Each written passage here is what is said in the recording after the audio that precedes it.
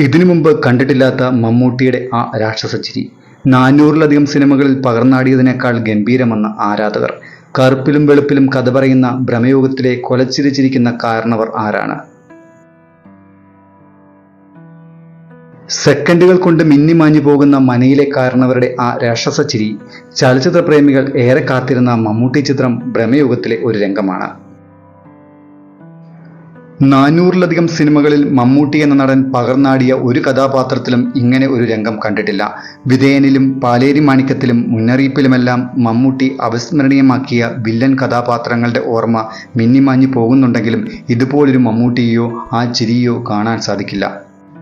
ഏതൊരു സൂപ്പർ താരവും തൻ്റെ താരമൂല്യത്തെ ബാധിക്കുമെന്ന് ഭയന്ന് ചെയ്യാൻ മടിക്കുന്ന ഒട്ടനവധി വേഷങ്ങൾ മമ്മൂട്ടി വെള്ളിത്തിരയിൽ ആടിത്തിമിർത്തിട്ടുണ്ട്. അവിസ്മരണീയമായ പ്രതിനായക വേഷങ്ങൾ തിരഞ്ഞെടുക്കുന്നതിൽ മമ്മൂട്ടിയെ വെല്ലാൻ മറ്റൊരു നടനില്ല എന്ന് ആസ്വാദകർ പറയുന്നിടത്താണ് മമ്മൂട്ടി എന്ന നടൻ വ്യത്യസ്തനാകുന്നത്. വിധേയനിലെ ഭാസ്കര പട്ടേലർ എന്ന സ്വേച്ഛാധിപതിയുടെ ചിരി, പാലേരി മാണിക്യത്തിലെ അറക്കൽ അഹമ്മദ് ഹാജി, റോഷാക്കിലെ ലൂക്ക് ആന്റണി, മുന്നറിയിപ്പിലെ രാഘവൻ, ഈ ചിത്രങ്ങളിലെല്ലാം മമ്മൂട്ടി ചെയ്തു വച്ച ചിരി രംഗങ്ങളുണ്ട്. പ്രതികാരവും പുച്ഛവും ഭയവും ഉണർത്തുന്ന വ്യത്യസ്തമായ ചിരികൾ. ഇവയിൽ നിന്നെല്ലാം വ്യത്യസ്തമാണ് ഭ്രമയുഗത്തിലെ കാരണവരുടെ രാക്ഷസച്ചിരി.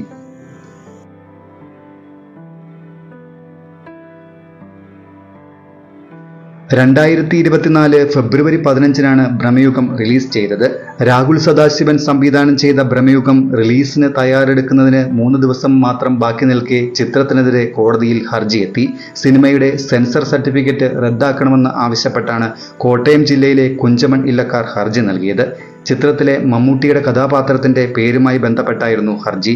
എന്നാൽ വിവാദങ്ങൾക്ക് ഇട നൽകാതെ അണിയറ പ്രവർത്തകർ കഥാപാത്രത്തിന്റെ പേര് കുഞ്ചമൺ പോറ്റി എന്നത് മാറ്റി കൊടുമൺ പോറ്റി എന്നാക്കി വിവാദം അവസാനിപ്പിച്ചു.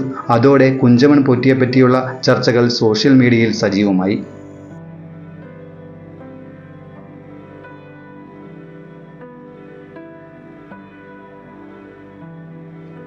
കൊട്ടാരത്തിൽ ശങ്കുണ്ണി 1909 മുതൽ 1934 വരെയുള്ള കാലഘട്ടത്തിൽ 8 ഭാഗങ്ങളായി പ്രസിദ്ധീകരിച്ച ഐതിഹ്യമാലയിലെ 18ാമത്തെ ഐതിഹ്യ കഥയിലാണ് കുഞ്ചമൺ പോറ്റിയെപ്പറ്റി വിവരിക്കുന്നത്.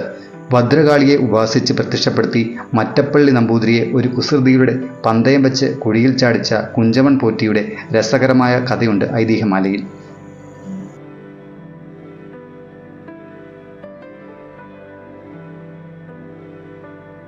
കുഞ്ചമൺ പോറ്റി ഒഴിച്ചാൽ ഒഴിയാത്ത ചാത്തൻ എങ്ങുമില്ലെന്നാണ് വിശ്വാസം. ആഭിചാരക്രിയ ചെയ്ത് ആദ്യമായി ചാത്തനെ നേരിട്ടു വരുത്തിയ ആളായാണ് കുഞ്ചമൺ പോറ്റിയെ ഐതിഹ്യമാലയിൽ വിശേഷിപ്പിക്കുന്നത്. എഴുത്തുകൊടുത്ത് ചാത്തനോട് അവധി പറയുന്ന പതിവും കുഞ്ചമൺ പോറ്റിക്കുണ്ട്. കടമറ്റത്ത് കത്തനാരുടെ അടുത്ത സുഹൃത്തായിരുന്ന കുഞ്ചമൺ പോറ്റി പിന്നീട് അദ്ദേഹവുമായി തെറ്റിയതായും പറയുന്നുണ്ട്. കലാനിലയത്തിൻ്റെ കടമറ്റത്ത് കത്തനാർ നാടകത്തിലും കുഞ്ചമൺ പോറ്റി ഒരു കഥാപാത്രമായി കടന്നു വരുന്നു.